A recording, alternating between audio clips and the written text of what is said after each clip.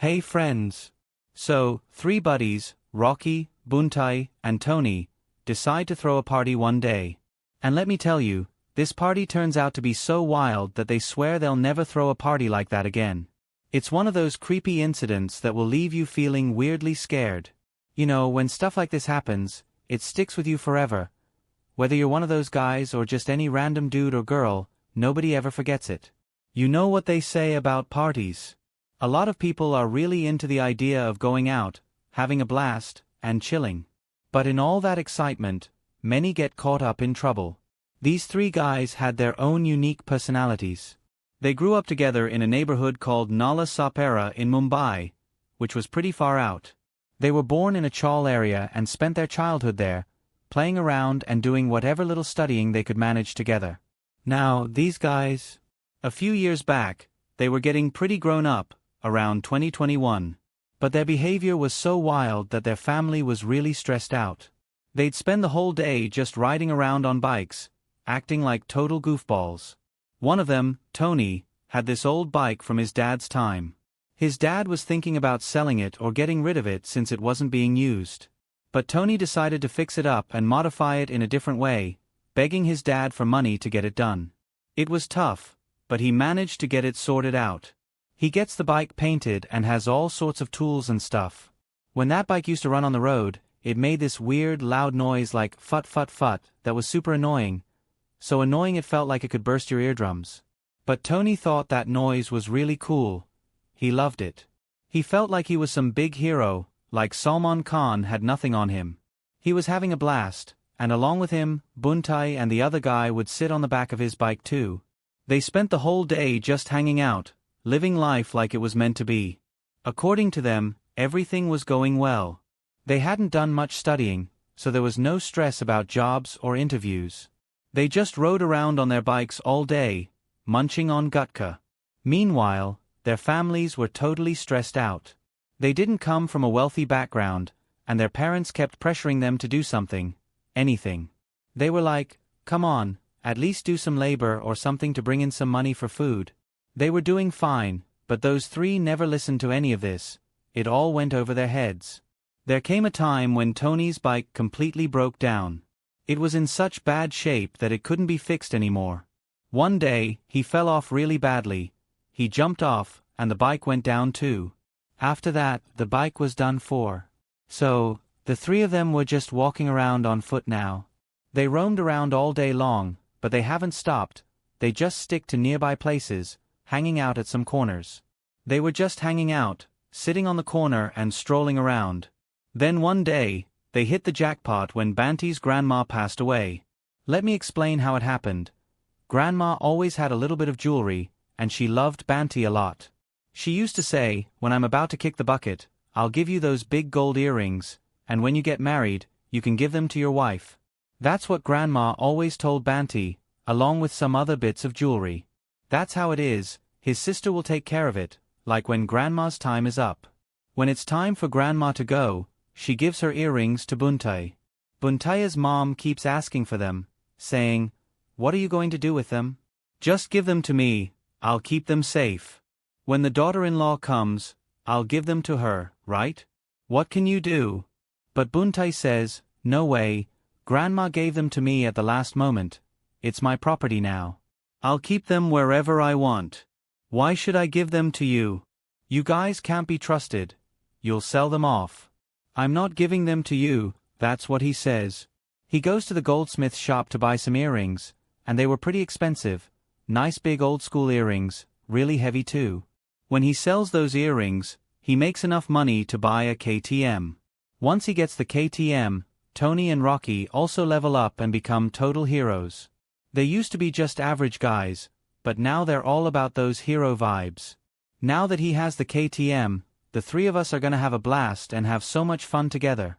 The vibe of the group is just different, man. It feels like we're floating in the sky, like our feet aren't even touching the ground.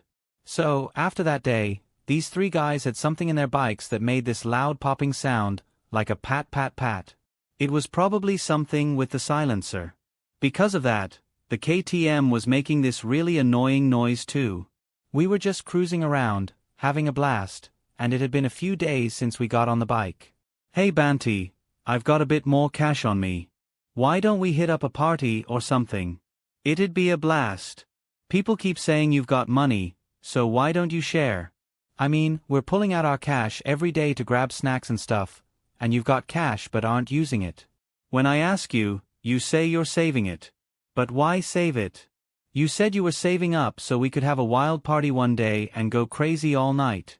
You guys have enough cash to party all night. Those party people don't really speak up, you know? If they're not around, they'd say that's why it was set up. This is where their lives start, and it all goes downhill from here. They decide to throw parties in their area, which is a bit on the outskirts where people live. There was this coffee house there that did pretty well during the day. A decent crowd would show up, mostly people with some cash to spend, because it was a bit pricey. So, during the day, there'd be a good number of folks coming in, but by evening, it often closed down. Sometimes when we'd hang out and things would close down, they'd be like, "Man, where do we go now? Where do we sit?" Then this guy Buntai would say, "Let's just head out at night from KTM, we'll find something open on the highway, we can chill and party all night." So, that's what we'd do. We'd take off with the KTM, driving around all night, searching for something. We'd end up cruising around the whole area, but honestly, there was no hotel, bar, or coffee house open at night. At midnight, it's usually a bit open, but when they turn around, they see the coffee house in their area and are shocked. They can't believe it's open at this hour. It's never been open after dark before. Rocky says, "Yeah, it's never been open this late." They talk among themselves, and Rocky points out that it has a bad history. He's like, "How can it be open at night? Should we go or not?" "I'm not sure." Banty says, "What's the harm? Let's check it out, man." Hey, it's not like Rocky's just hanging around or anything.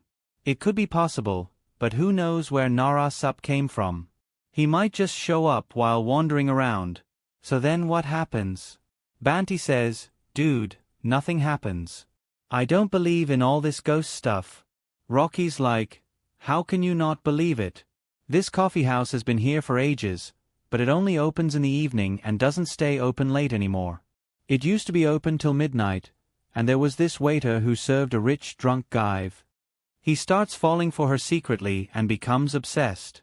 He repeatedly sends a ton of gifts and proposals to that waitress, bombarding her with cards. But she always rejects him because she doesn't like him at all. Who would like a complete loser like him? Plus, he's older and she's way younger. So, she straight up turns him down to his face, and he can't handle it. One day, at the same coffee house, he just kills her right there in front of a lot of people, and the other workers call the police and others, but by the time they arrive, it's too late. That guy ends up going to jail, but the girl doesn't survive. After that, once it gets dark and evening rolls around, people believe her spirit haunts that coffee house, disturbing everyone. A lot of people have even died from heart attacks because of her, so it's really not a place you want to go. That's when Buntai says, "No way, man.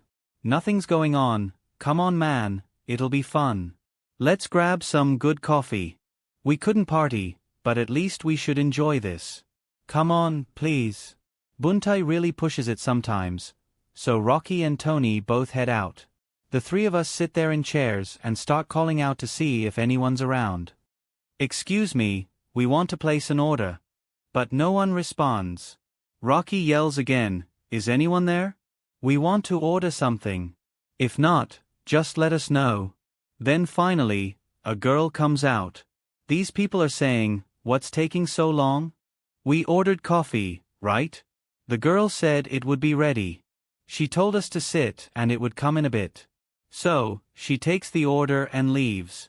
Then, they think it should arrive soon, but half an hour goes by, then an hour, and still no coffee. They don't get it. Are they picking coffee beans from trees or what? Why is it taking so long to make coffee? That's when Buntai shouts, "Is the coffee coming or what? No, we need to go home and get some sleep. We've been waiting for an hour now. Is she coming or not?" There's no sound coming from inside. There's no noise from where that girl went. Suddenly, they hear a girl scream loudly from inside, and they start to worry that something might be wrong with her. They wonder if that witch is up to something with her. They feel like they should go check it out. So, the three of them get up and were just about to head inside that area. The girl had just gone in, and they could hear some whispering in her ear, like someone was softly chatting her up. As they were listening to all this, suddenly, the door to the room where she had gone to make coffee bursts open. And as soon as they open the door, they find the same girl who had come to take their order lying there, blood everywhere.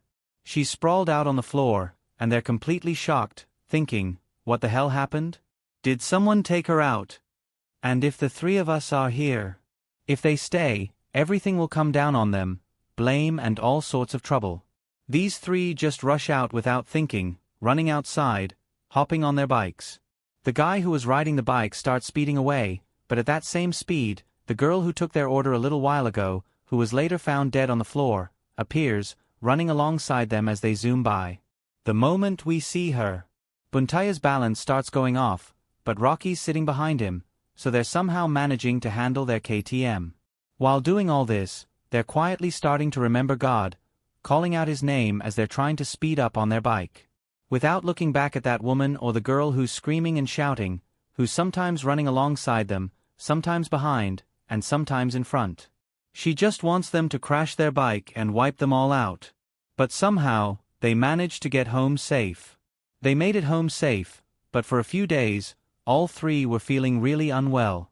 They kept seeing that same girl everywhere, whether they were sitting somewhere, trying to sleep with their eyes closed, or even with their eyes open, she was just there on the road. It was like they were starting to lose their minds. Their families took them home, got them to do some rituals and prayers, and after a bit of that, they started to feel a little normal again.